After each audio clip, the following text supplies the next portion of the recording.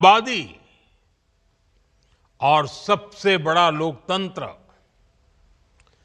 युवाओं का यह सामर्थ्य हमारी भारत के उज्जवल भविष्य की सबसे बड़ी पूंजी भी है और सबसे बड़ी गारंटी भी है। और हमारी सरकार इसी पूंजी को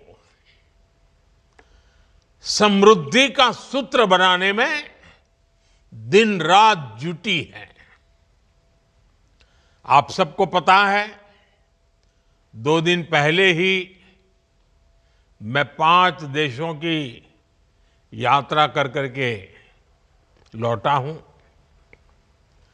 हर देश में भारत की युवा शक्ति की गूंज सुनाई दी।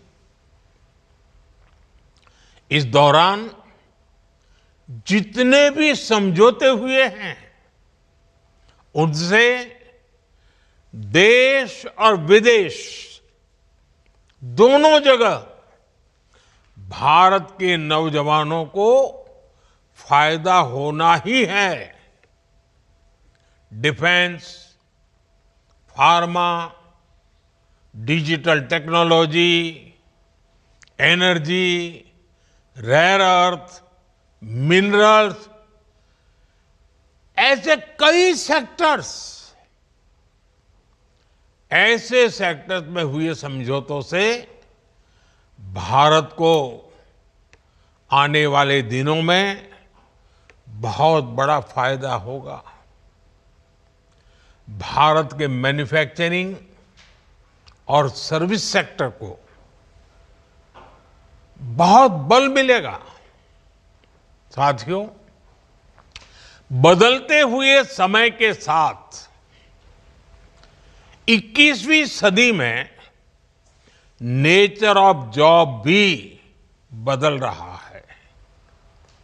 नए नए सेक्टर्स भी उभर रहे हैं।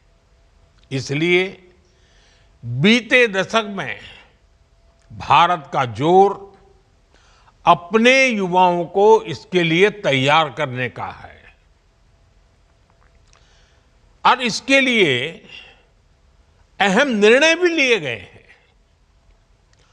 आधुनिक जरूरतों को देखते हुए आधुनिक नीतियां भी बनाई गई हैं। स्टार्टअप्स, इनोवेशन और रिसर्च का जो इकोसिस्टम आज देश में बन रहा है, वो देश के युवाओं का सामर्थ्य बढ़ा रहा है। आज जब मैं नौजवानों को देखता हूं कि वे अपना स्टार्टअप शुरू करना चाहते हैं, तो मेरा भी आत्मविश्वास बढ़ जाता है।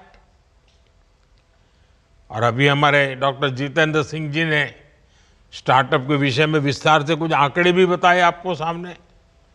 मुझे खुशी होती है कि मेरे देश का नौजवान बड़े विजन के साथ, तेज गति से, मक्कमता के साथ आगे बढ़ रहा है। वो कुछ नया करना चाहता है।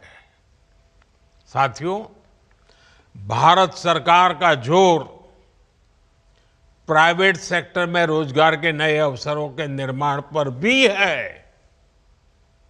हाल ही में सरकार ने एक नई स्कीम को मंजूरी दी है, एम्प्लॉयमेंट लिंक इंसेंटिव स्कीम।